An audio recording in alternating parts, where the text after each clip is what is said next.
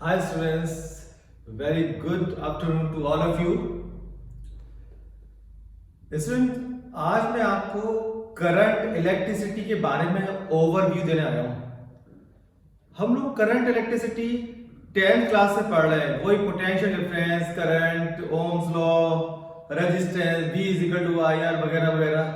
आपको लगता होगा ये चैप्टर फिर से 12th में आ गया, तो इसमें क्या खास बात है, क्या डिफरेंट है? तो आधा तो मोटिवेशन वहीं से खत्म हो जाता है, अरे यार फिर से वही VIR रटो पढ़ो। और फिजिक्स में जो मैं आपसे शुरू से कहता आया हूं कि फिजिक्स में हमें रटना कुछ भी नहीं है। अगर हमें एक ओवरव्यू मिल जाए क्या इस चैप्टर में क्या है और ये चैप्टर हमें क्या बताने आया है, अगर इसके बारे में पहले से एक प्रीव्यू मिल जाए तो ना सिर्फ पढ़ाई में इंटरेस्ट ज्यादा आता है, बल्कि जो ऑथर का ऑब्जेक्टिव है कि वो हमें कुछ इंफॉर्मेशन बताना चाहता है वो हमें अच्छे से पता भी चल जाती है। तो आइए देखते हैं इस चैप्टर में बेसिकली है क्या। इसमें ओम्स लॉ तो है ही है। अगेन क्यों है? क्योंकि जितने भी कंडक्टर्स हैं उसमें अधिकतर ओम्स लॉ फॉलो करते हैं। कुछ नॉन ओमिक कंडक्टर्स भी होते हैं। अगर हम पूरे कंडक्टर को देखें तो 2 टाइप से कंडक्टर है, एक ओमिक एक नॉन ओमिक। नॉन ओमिक जो ओम्स लॉ का कहना नहीं मानते, वो अपने रास्ते चलते हैं। ओम्स लॉ कहता है V is equal to IR, यानी किसी भी कंडक्टर के अंदर के अक्रॉस अगर हम पोटेंशियल डिफरेंस अप्लाई करें, किसी भी कंडक्टर, मान लीजिए कंडक्टर है, in the absence of external electric field electrons, free electrons keep on moving randomly. आपने देखा होगा दोस्तों कि किसी भी कंडक्टर में करंट नहीं होती। जैसे मेरी ये वॉच है, वॉच में ये मेटल का स्ट्रिप है, लेकिन इसको छूने से मुझे इलेक्ट्रिक शॉक नहीं लगा। अगर मैं बेयरफुट भी हो तो अगर मैं शूज को उतार के टच कर दूं अर्थ पे तब भी मुझे करंट नहीं लगता, क्योंकि हर कंडक्टर में हमेशा 24 आवर्स करंट होती है। ऐसा नहीं है, होती है बट फ्लो नहीं होती। मतलब इसका क्या हुआ, होती है और फ्लो नहीं होती। जो हमारे किसी भी कंडक्टर में फ्री इलेक्ट्रॉन्स होते हैं, अगर कंडक्टर है तो उसमें फ्री इलेक्ट्रॉन्स होंगे, जितने ज्यादा फ्री इलेक्ट्रॉन्स है उतना ज्यादा अच्छा कंडक्टर होगा। तो ये कंडक्टर में in the absence of electric field randomly move करते हैं, कोई इधर जा रहा है, कोई इधर जा रहा है, कोई इधर जा रहा है, कोई इधर, इस तरह से मूव करते हैं कि सबका नेट मोशन जीरो, यानी सबकी वेलोसिटी कैंसिल आउट हो जाती है। यानी हम कह सकते हैं इलेक्ट्रॉन चल ही नहीं रहे। इलेक्ट्रॉन पे चार्ज होता है और चार्ज के एक पर्टिकुलर डायरेक्शन में ड्रिफ्टिंग को, मोशन को ही करंट कहते हैं। स्टैटिक चार्ज होता है और एक होता है मूविंग चार्ज। मूविंग चार्ज ही करंट है, बट यहां तो मोशन हो नहीं रहा। आपको लगेगा ये इलेक्ट्रॉन्स हैं, इलेक्ट्रॉन में चार्ज है, मूव तो कर रहे हैं virtually, but net motion zero है। अगर हम सबका एवरेज निकालें ना, V1 प्लस V2 ऐसे करके सबका मीन लें तो जीरो है। जब हम पोटेंशियल डिफरेंस अप्लाई करते हैं तब इलेक्ट्रिक फील्ड सेटअप हो जाता है, E is equal to V upon D। ये मान लो D डिस्टेंस, ये तो इलेक्ट्रिक फील्ड सेटअप हो गया। जहां इलेक्ट्रिक फील्ड सेटअप हो गया वहां पे हर इलेक्ट्रॉन पे फोर्स लगेगा E। इलेक्ट्रॉन के चार्ज को मैंने E से लिखा है, फोर्स लगा। अब वो रैंडमली मूव नहीं करेंगे, वो एक पर्टिकुलर डायरेक्शन में मूव करने लगेंगे, और यही शायद करंट है। ये इलेक्ट्रॉन्स मैंने दिखाए, इलेक्ट्रिक फील्ड अगर इधर है तो फोर्स इधर लगेगा, और सारे एक पर्टिकुलर डायरेक्शन में ड्रिफ्ट करने लगे। यही करंट है। करंट की डायरेक्शन इलेक्ट्रॉन के मोशन के अपोजिट डायरेक्शन में होती है। तो इलेक्ट्रॉन इधर मूव कर रहा है, मतलब करंट इधर फ्लो हो रही है। ये चीज आप पढ़ते हैं, V is equal to IR। ये सबसे पहले ओम्स ने हमें बताई थी कि whenever you applied A potential difference across the conductor, यानी कंडक्टर के अक्रॉस जब भी पोटेंशियल डिफरेंस अप्लाई करोगे तो इसके अंदर ऑटोमेटिकली इलेक्ट्रिक फील्ड सेटअप हो जाएगा। और इलेक्ट्रिक फील्ड का एक ही काम है, चार्ज पार्टिकल्स को लाइन बना के ले जाना, एक पर्टिकुलर डायरेक्शन मूव करना। तो इलेक्ट्रिक फील्ड सेट होते ही फोर्स लगा और सारे इलेक्ट्रॉन ड्रिफ्ट करने के लिए करंट है। तो कह सकते हैं कि करंट के लिए दुनिया में सबसे इंपॉर्टेंट है पोटेंशियल डिफरेंस। तो जहां भी V होगा वहां I होगा। ये बात हमें सबसे पहले बताई थी ओम्स में, और इसमें हमें रिलेशन देखा था V is directly proportional to I provided physical condition like temperature, mechanical strength etc remains constant। ये ओम्स लॉ बहुत पुराना है, आप सब इसको बहुत अच्छी से पढ़ चुके हैं, जान चुके हैं। तो क्या करंट इलेक्ट्रिसिटी 12 का चैप्टर हमें सिर्फ ये बताने के लिए आया है? नहीं, इंट्रोडक्शन ओम्स लॉ से है, ओम्स लॉ में बताना जरूरी है, लेकिन इसके अलावा इस चैप्टर में और भी बहुत कुछ है। उन्होंने ये बताया है कि ड्रिफ्टिंग ऑफ इलेक्ट्रॉन्स या चार्ज पार्टिकल क्या होती है। ड्रिफ्टिंग, जैसा कि मैंने अभी आपको बताया कि यहां पर एक पर्टिकुलर डायरेक्शन में इलेक्ट्रॉन का चलना, एवरेज वेलोसिटी से चलना, वही ड्रिफ्टिंग कहलाता है। यानी अगर हर फ्री इलेक्ट्रॉन, कंडक्टर की बात कर रहे हैं, क्योंकि सॉलिड कंडक्टर में चार्ज फ्लो होता है in the form of free electron, liquid में भी करंट फ्लो होता है in the form of ions, और गैस में होता है आयंस एंड इलेक्ट्रॉन बोथ। ये चार्ज पार्टिकल्स हैं सॉलिड लिक्विड गैस जो कि करंट के लिए रेस्पॉन्सिबल है। आपने थंडरस्टॉर्म में देखा होगा, लाइटनिंग होती है एयर में, तो एयर में भी करंट फ्लो हो सकता है, बट चार्ज पार्टिकल्स होते हैं आयंस एंड इलेक्ट्रॉन। खैर, तो ये चैप्टर हमें एक तो सबसे पहले इंफॉर्मेशन देता है ड्रिफ्टिंग की, यानी कि ये जो मेटल्स हैं उसमें 24 hours all the time current क्यों नहीं फ्लो होती, क्योंकि रैंडमली मूव करते हैं। पहले आपको यही दिखाया है। फिर ड्रिफ्टिंग के लिए इन्होंने सारे इलेक्ट्रॉन की वेलोसिटी का मीन लिया है, और उसको मीन को नाम दिया है ड्रिफ्ट वेलोसिटी।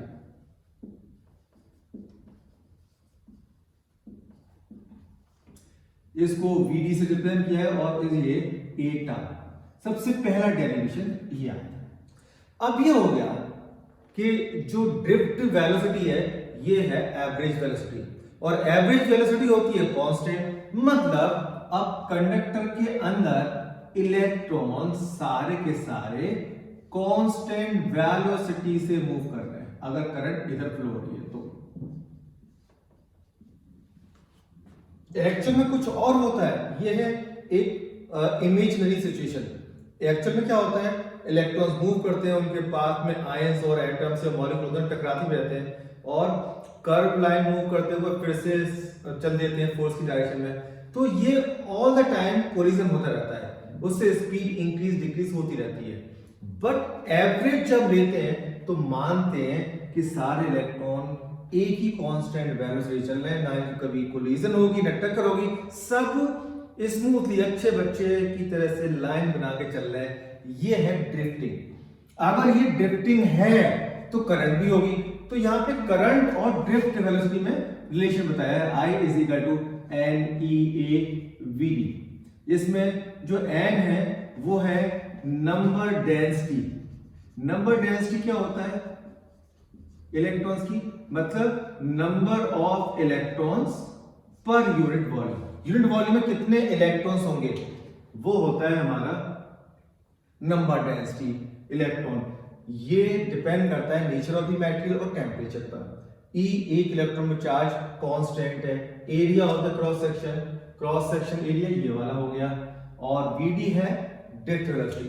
अगर ड्रिफ्ट वेलोसिटी नहीं होगी करंट नहीं होगी, VD होगी I होगी। तो I और VD में है सेकेंड रिलेशन, छोटा डेरिवेशन है इस चैप्टर में, वो किया है। इसके बाद अब ये हो जाएगा कि हाँ ड्रिफ्टिंग है तो करंट होगी।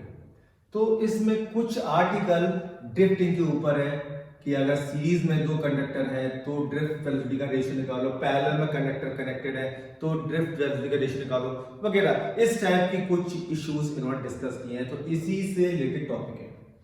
फिर उन्होंने ओम्स लॉ को प्रूफ किया है। एक तो एक्सपेरिमेंटल प्रूफ है, मतलब आप लैब में गए, लैब में जाके आपने सर्किट बनाया, यहाँ पे एक बैटरी एलिमेंट लगाया यानी बैटरी थी, उसमें अमीटर लगाया, एक यहां पे वोल्ट मीटर लगाया वोल्ट के लिए, और इसमें आपने various amount of current pass की, करस्पॉन्डिंग V ले ली, तो V और I में आपने ग्राफ प्लॉट किया। अगर वो स्ट्रेट लाइन आता है तो ये ओम्स का लॉ प्रूफ हो जाता है।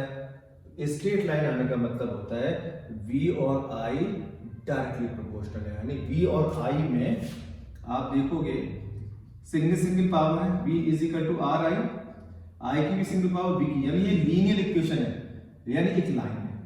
तो लाइन आना ओम्स लॉ का प्रूफ है। तो इस पे इनिशियली इस पे फोकस किया है।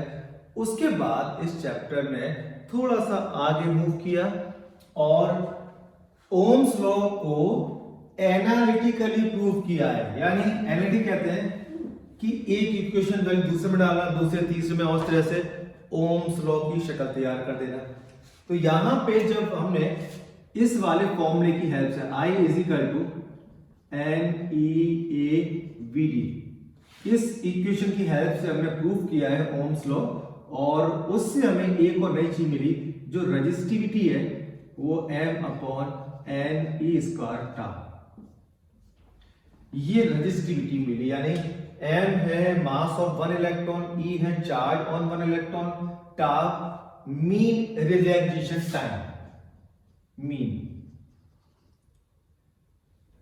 थोड़ा बड़ा लिख देता हूं, मीन रिलैक्सेशन टाइम, ठीक है। यानी ये क्या होता है, time between two successive collision, यानी इलेक्ट्रॉन एक बार उसकी कोलिजन हुई, उसके बाद फिर चला दूसरी टक्कर हुई, दोनों कोलिजन के बीच के टाइम में उसने रिलैक्स किया, इसे कहते हैं रिलैक्सेशन टाइम। और सारे इलेक्ट्रॉन्स के रिलैक्सेशन टाइम के मीन को कहते हैं मीन रिलैक्सेशन टाइम। तो यहां पर यह है टा। इस फॉर्मूले का फायदा उठा के हमने रेजिस्टिविटी वर्सेस टेम्परेचर का डिस्कशन किया है कि जो रेजिस्टिविटी है वो टेम्परेचर पर कैसे डिपेंड करती है, मतलब कंडक्टर्स एंड सेमीकंडक्टर, इन दोनों का behaviour with temperature, behaviour of conductors and semiconductor. आज पूरी इलेक्ट्रॉनिक साइंस इसी पे, सेमीकंडक्टर पे बेस है, सिलिकॉन, जर्मेनियम, इनका टेम्परेचर के साथ क्या वेरिएशन है, टेम्परेचर, इसकी स्टडी की और ये पता लगा कि कंडक्टर में टेम्परेचर इंक्रीज करोगे तो रेजिस्टेंस होगा इंक्रीज, बट सेमीकंडक्टर में ये इनवर्स होता है, यानी टेम्परेचर इंक्रीज तो रेजिस्टेंस डिक्रीज होता है।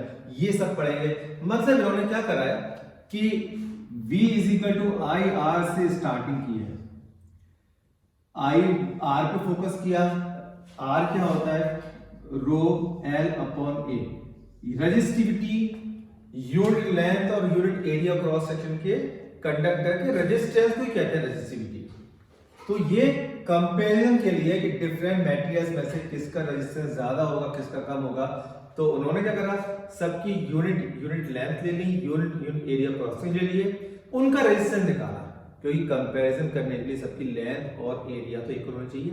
तो ये स्टैंडर्ड मान लिया गया, एरिया लेंगे यूनिट सबका, लेंथ भी यूनिट लेंगे यानी 1 मीटर, और इस तरह से रेजिस्टेंस जिसका ज्यादा होगा कमान लेंगे, ये हाई रेजिस्टेंस का मटेरियल है, जिसका रेजिस्टेंस कम है यानी वो उसकी कंडक्टेंस अच्छी है, अच्छा गुड कंडक्टर है। इस तरह से हमने इसकी स्टडी की, यानी सारा के सारा V is equal to I R से ही जनरेट हो रहा है अगर देखा जाए। यानी चैप्टर शुरू हुआ था कंडक्टर में करंट कैसे फ्लो होगी, पोटेंशियल डिफरेंस अप्लाई करके। पोटेंशियल डिफरेंस अप्लाई करने से आखिर ऐसा क्या जादू हो जाता है कि करंट फ्लो होने लगती है, उसमें इलेक्ट्रॉन्स पे फोर्स करने लगता है और वो ड्रिफ्ट करने लगते हैं, यानी पर्टिकुलर डायरेक्शन में चलने लगते हैं जो कि इधर उधर भाग रहे थे, और इसी को कहते हैं करंट। करंट चली तो देखा कि आराम से इस दुनिया में कोई भी काम आसानी से तो होता नहीं है, करंट भी चल रही है इसमें, तो उसको रेजिस्टेंस नाम के दुश्मन से सामना करना पड़ेगा, वो है इसका रेजिस्टेंस।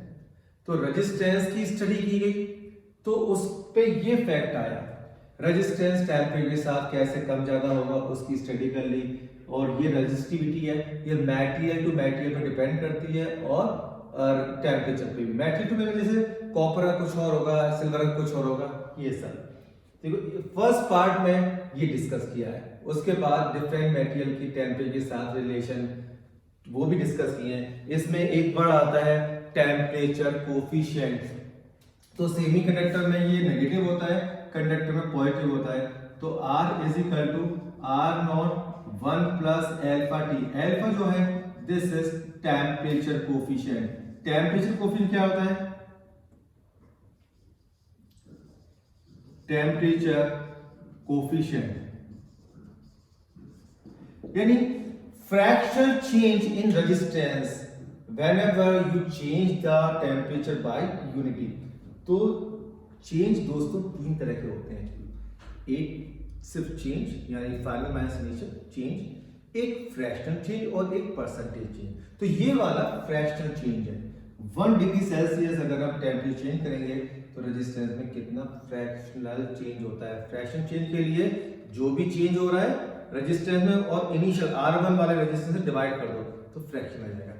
फ्रैक्शनल चेंज को ही कहते हैं एल्फा। तो कंडक्टर में एल्फा प्लस होता है और सेमी कंडक्टर में नेगेटिव।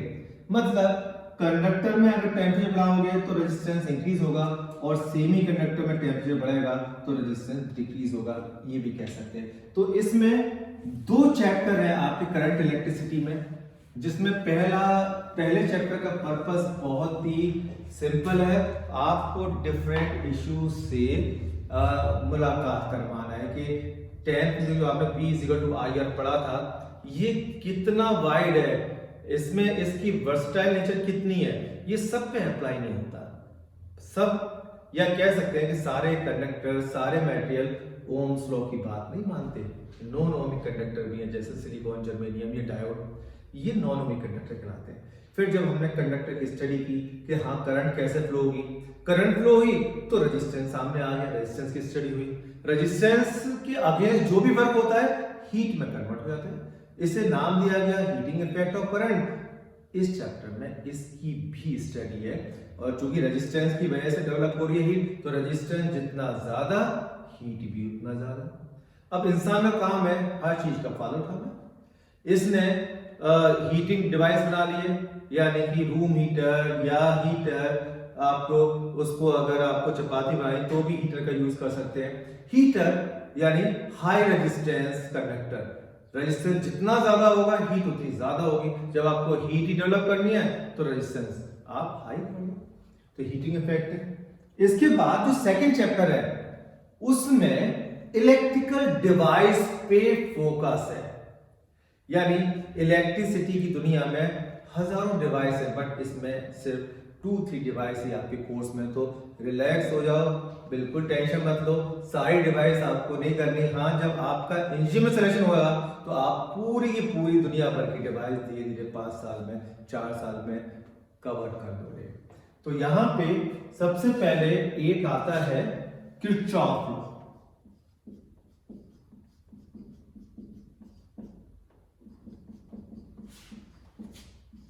किरचॉफ लॉ के 2 लॉ है और ये एसी और डीसी करंट, डायरेक्ट करंट मतलब जो सेल और बैटरी से निकलती है, एसी करंट जो आप 4th चैप्टर पढ़ोगे इलेक्ट्रोमैग्नेटिक इंडक्शन में, जिसमें जनरेटर्स में नॉर्थ और साउथ पोल में बीच में एक आर्मेचर कॉइल को घुमाते हैं तो एसी करंट जनरेट होती है।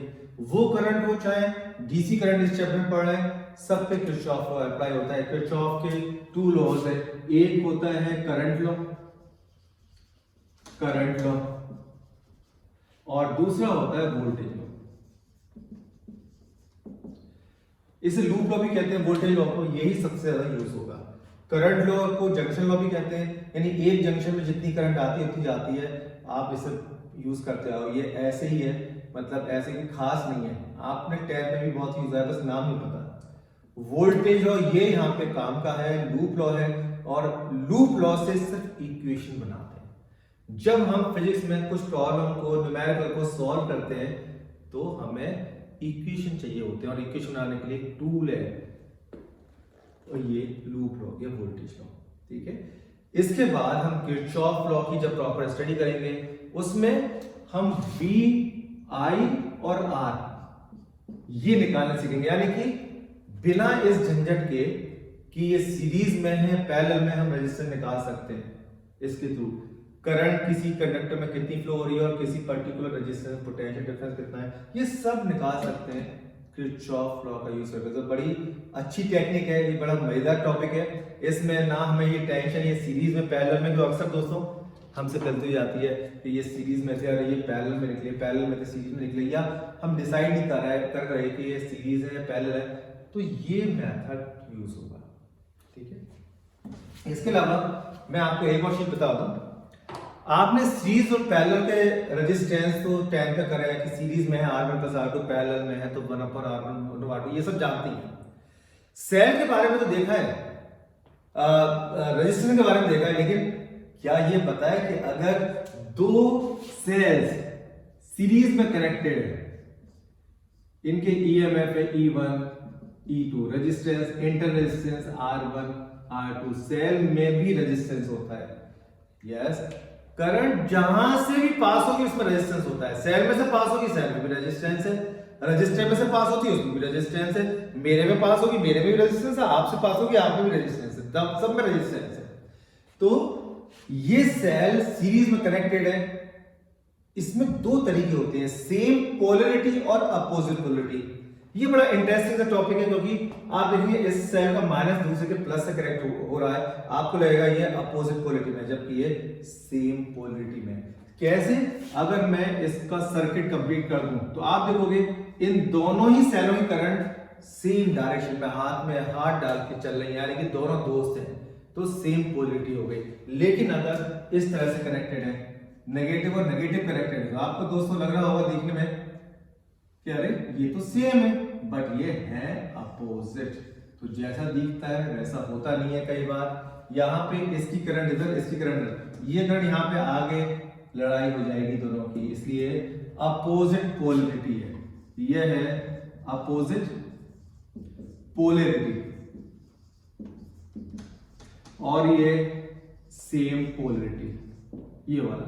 तो सेम पोलरिटी जब भी होगा तो नेट ईएमएफ होगा E1 + E2 और ये होगा E1 - E2। हम मान के चल रहे हैं E1 ग्रेटर है E2 से, अगर E2 ग्रेटर है तो E2 - E1 कर देना।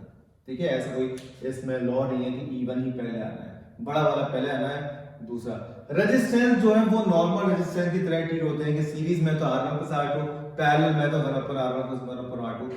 तो ये टॉपिक, ये आर्टिकल स्पेशल है आपके लिए, क्योंकि इसमें सेल्स को सीरीज और पैरेलल में लगाया गया है। सीरीज की बात हमने कर ली, सेल अगर है 2 या मोर सेल है तो कैसे आप इनको सिंगल सेल में कन्वर्ट करोगे, और अगर पैरेलल में कनेक्टेड है तो इनका नेट ईएमएफ क्या होगा, नेट रेजिस्टेंस क्या होगा। रेजिस्टेंस अगेन मैं नहीं बताऊंगा, क्योंकि रेजिस्टेंस आप 10 से पढ़ते आ रहे हो, वही फॉर्मूला है 1/R1 + 1/R2।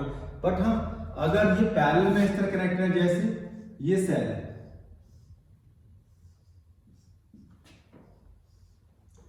ये है E1 रेजिस्टेंस R1 और इसका EF E2 रेजिस्टेंस R2। आप देखेंगे इन दोनों पॉइंट्स, इनका नाम देता हूं A और B। A और B के बीच में नेट ईएमएफ कितना है, तो इसका फॉर्मूला होता है E1 E इक्विवेलेंट, यानी जो भी इक्विवेलेंट है E upon R equivalent. R equivalent क्या होता है, 1/R1 + 1/R2 का 1/R2। R इक्विवेलेंट है वो होता है E1/R1 + E2/R2। इस फॉर्मूले का यूज करो, आपको नेट ईएमएफ आएगा ये, यानी इन दोनों को मिटा दो, सिर्फ एक सेल लगा हुआ है, वो है EEQ। तो सेल को भी सीरीज और पैरेलल में कनेक्ट किया गया है। ये 10 से बिल्कुल अलग आर्टिकल है। अभी तक आपने रेजिस्टेंसेस सीरीज और पैरेलल में कनेक्ट किए थे, यहाँ पे सेल्स भी सीरीज और पैरेलल में कनेक्ट करके नेट ईएमएफ निकाला गया है और इक्विवेलेंट सेल निकाला है जो अकेला उन सबकी इक्वल होगा। सबको हटाओ, उस सेल को लगा दो, काम बन जाएगा।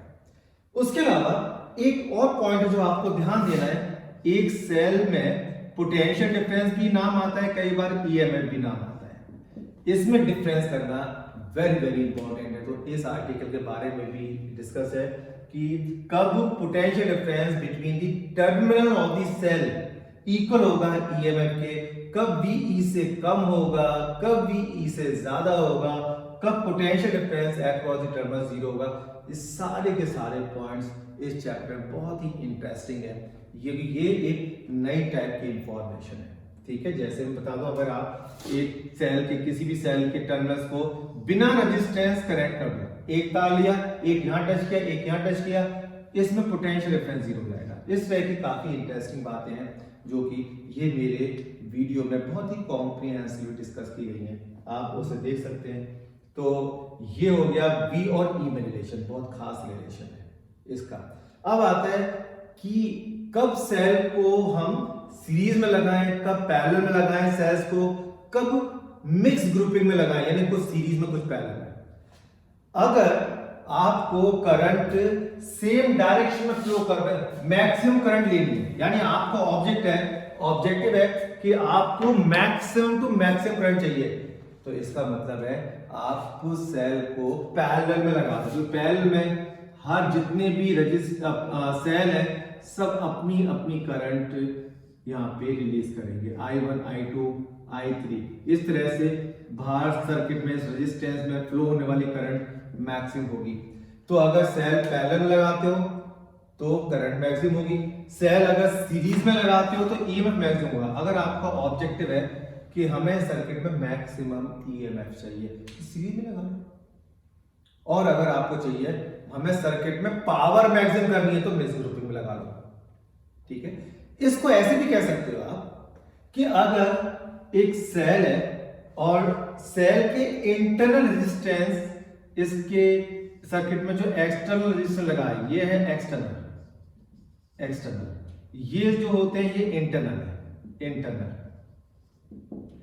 इस इंटरनल के कंपैरिजन में एक्सटर्नल बहुत बड़ा है, कंपैरिजन बढ़ रहा है। जैसे एक्सटर्नल 500 ओम, ये 0.1 ओम, तो आप सीरीज में लगा दो, फायदा मिलेगा करंट आपको, जितने ज्यादा सेल होंगे उतनी ज्यादा करंट होगी। लेकिन अगर उल्टा है, ये रेजिस्टेंस बहुत कम है और इंटरनल रेजिस्टेंस है भी ज्यादा है कंपैरेटिवली, अगेन जैसे इंटरनल ज्यादा 100 ओम, ये 0.1, तो आप पैरेलल लगाओ, आपको फायदा मिलेगा, ठीक है। इसके अलावा एक पॉइंट और बताना चाहूंगा, बहुत इंपॉर्टेंट है कि अगर आपको डीसी सर्किट से maximum to maximum current draw करनी है तो हमेशा याद रखना कि टोटल इंटरनल रेजिस्टेंस और टोटल एक्सटर्नल रेजिस्टेंस होने चाहिए इक्वल। ये बड़ा इंपॉर्टेंट पॉइंट है, इस पे कई बार बोर्ड में क्वेश्चन भी आए। बोर्ड हमेशा ऐसे इंपॉर्टेंट फैक्ट्स को पकड़ता भी है कि क्या स्टूडेंट को ये पता है चैप्टर पढ़ने के बाद या नहीं। यानी कि जितना भी टोटल एक्सटर्नल रेजिस्टेंस है और टोटल इंटरनल रेजिस्टेंस है, अगर वो इक्वल है किसी सर्किट का, समझ जाओ कि उस सर्किट में आई अब मैक्सिमम पास होगी, इसको ध्यान रखना। फिर से मैं जो डिस्कस कर रहा था इलेक्ट्रिकल डिवाइसेस उस पे आता हूं, उसमें हमने किरचॉफ का डिस्कस किया था। इसमें एक है व्हीटस्टोन ब्रिज के बारे में बताया, बिकॉज इस व्हीटस्टोन ब्रिज पे बेस्ड पहला डिवाइस होगा मीटर ब्रिज, या इसका एक और नाम है स्लाइड वायर ब्रिज। तो जो व्हीटस्टोन ब्रिज है, ब्रिज इसको कहते हैं शेप को, दिस इज ब्रिज। ये रेक्टेंगल टाइप की फिगर है। यहां आप देखेंगे कि 4 रेजिस्टेंसेस है, नाम दे दो कुछ इनको, P, Q, R, S, इस टाइप से। किसी भी एक डायनल, 2 डायनल है, किसी एक में गैल्वेमीटर लगा दो, दूसरे में सेल लगा दो, ताकि करंट पास होगी तभी तो कुछ निकलेगा। इनको अगर चेंज कर दें कोई फर्क नहीं पड़ता, इंटरचेंज कर दें, सेल यहाँ गैल्वेमीटर यहाँ का कोई फर्क नहीं पड़ा। यहाँ जो भी करंट आएगी इसमें डिवाइड होगी, कुछ इधर जाएगी कुछ इधर आएगी, फिर यहाँ से और यहाँ से आने वाले करंट यहाँ पे ज्वाइन होके फिर इधर जाएगी और निकल आएगी बाहर। इसमें इन्होंने एक बड़ा अच्छी कंडीशन निकाली है, अगर रेशो P और Q का रेशो और R और S का रेशो इक्वल है तो बीच वाले इस R में से करंट पास होगी, इसको मिटा देना, क्योंकि उस केस में ये पोटेंशियल और ये पोटेंशियल इक्वल होता है, यानी पोटेंशियल डिफरेंस 0। ओम्स लॉ ने क्या कहा था, potential difference is directly proportional current. यहाँ पोटेंशियल डिफरेंस ही नहीं है तो करंट कैसे पास हो जाएगी। तो ये बेकार का रेजिस्टेंस लगाए, हटा दो। तो इस तरह से अगर ये दोनों रेशियो इक्वल है, जैसे ये है 2 ओम, ये है 4 ओम, ये है 3 ओम, ये है 6 ओम, 2/4 1/2, 3/6 1/2, दोनों रेशियो इक्वल है। ये बैलेंस्ड व्हीटस्टोन ब्रिज है। इस बैलेंस्ड व्हीटस्टोन ब्रिज के ऊपर हमारे डिवाइसेस हैं, बैलेंस्ड व्हीट स्टोन ब्रिज। जो बैलेंस व्हीट स्टोन ब्रिज है, इसके ऊपर बेस्ड है हमारा मीटर ब्रिज। ये एक ऐसा डिवाइस है जो एक अननोन रेजिस्टेंस फाइंड करने का काम आता है।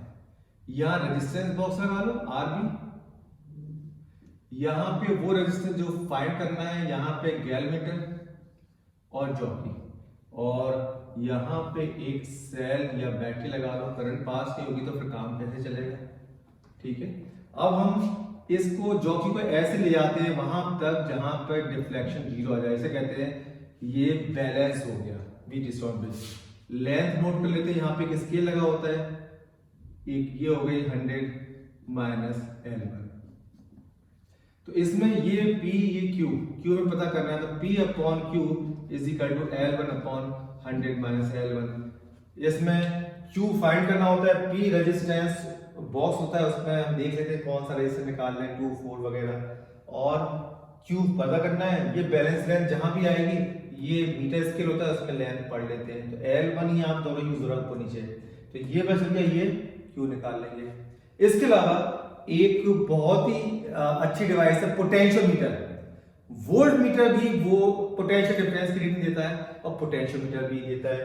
तो दोनों में डिफरेंस क्या है, वोल्ट मीटर एक्यूरेट रीडिंग नहीं देता, वोल्ट मीटर एक्यूरेट रीडिंग देता है। ऐसी क्या बात है कि पोटेंशियोमीटर एक्यूरेट देता है, वोल्ट मीटर एक्यूरेट नहीं देता। वोल्ट मीटर और पोटेंशियोमीटर,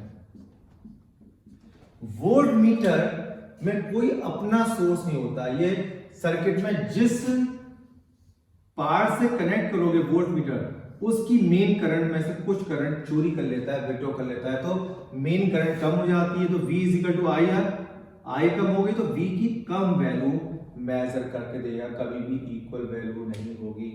लेकिन पोटेंशियोमीटर के पास अपना सोर्स है, ये थोड़ा रिच आदमी है भाई, अपना सोर्स है, करंट भी इसमें अपनी है, तो ये एक्यूरेट रीडिंग देगा पोटेंशियोमीटर। इसके अलावा ये मल्टीपर्पस है, ये एक सेल का इंटरनल रेजिस्टेंस भी निकाल सकता है, 2 सेल के EMF कंपेयर भी कर सकता है। इसके दोनों एक्सपेरिमेंट 12th में कोर्स में है, तो इस चैप्टर को आपको अच्छे से स्टडी करना है, इससे आपका वाइवा भी तैयार हो जाएगा। याद रहे, अगर प्रैक्टिकल में वाइवा बहुत अच्छा होता है तो एग्जामिनर पे इंप्रेशन आपका अच्छा पड़ता है कि हाँ स्टूडेंट को काफी नॉलेज है, और वो 30 में से 29 या 30 मार्क्स आराम से देता है, ठीक है। तो पोटेंशियोमीटर है, मीटर ब्रिज है और व्हीटस्टोन ब्रिज है। मीटर ब्रिज को स्लाइड वायर ब्रिज भी कहते हैं, क्योंकि वायर पे जॉकी को स्लाइड करते हैं, तो स्लाइड वायर ब्रिज भी है, ठीक है। तो इसमें Kirchhoff law, Wheatstone bridge, balance Wheatstone bridge और पोटेंशियोमीटर और उसके न्यूमेरिकल, दोनों ही इंपॉर्टेंट है। न्यूमेरिकल बहुत बहुत इंपॉर्टेंट है, मीटर ब्रिज और व्हीटस्टोन ब्रिज, और इसमें पोटेंशियोमीटर के। इनफैक्ट ये चैप्टर न्यूमेरिकल और थ्योरी दोनों के लिए ही फेमस है। इंटरेस्टिंग है क्योंकि कुछ रटना नहीं पड़ता, आराम से चैप्टर हो जाता है, लेकिन कैलकुलेशन बहुत ही आपको केयरफुली परफॉर्म करनी है, क्योंकि इसमें फ्रैक्शन बहुत यूज होता है, अच्छे डाटा नहीं मिलते कैलकुलेशन के लिए, इसलिए जरा सी भी वो कहते हैं ना कि सावधानी हटी और दुर्घटना घटी, तो यहाँ पे भी जरा सा कंसर्न डाइवर्ट हुआ, वैसे ही कुछ ना कुछ एरर हो जाती है और रिजल्ट पूरा की पूरा कैलकुलेशन बेकार हो जाती है। तो बहुत बहुत ध्यान रख के कैलकुलेशन करनी है। तो आपने देखा दोस्तों, ये आपका यूनिट नंबर 2 यानी करंट इलेक्ट्रिसिटी का एक ओवरव्यू था। ओवरव्यू देने का पर्पस मेरा सिर्फ इतना ही है कि आप चैप्टर को पढ़ने से पहले हम चैप्टर में करने क्या जा रहे हैं, ऑथर हमसे क्या कहना चाहता है, एक बार उसको सुन लें।